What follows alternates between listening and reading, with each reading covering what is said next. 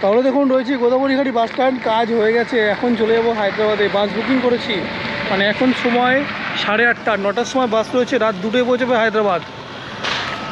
দেখুন এটা হচ্ছে আপনার গোদাবরীঘাটি বাস স্ট্যান্ড, আমার বাস রয়েছে ওইটা, ওই যে 7100 সার্ভিস নাম্বার। দেখুন এইদিকে যে বাসগুলো রয়েছে না সব হায়দ্রাবাদ যাবে।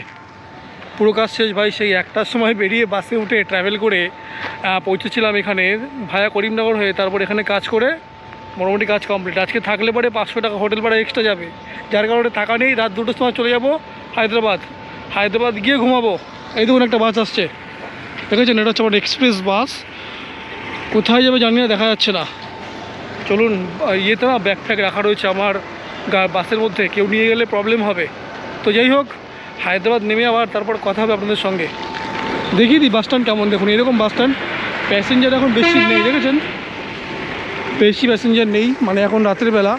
দিনের বেলা খুব ভিড় হয়, কিন্তু দিনের বেলা কিন্তু খুব ভিড় হয়, মানে মঞ্চিলাল যাবার বাস পাওয়াই যায় না এখান থেকে, এত ভিড় হয়।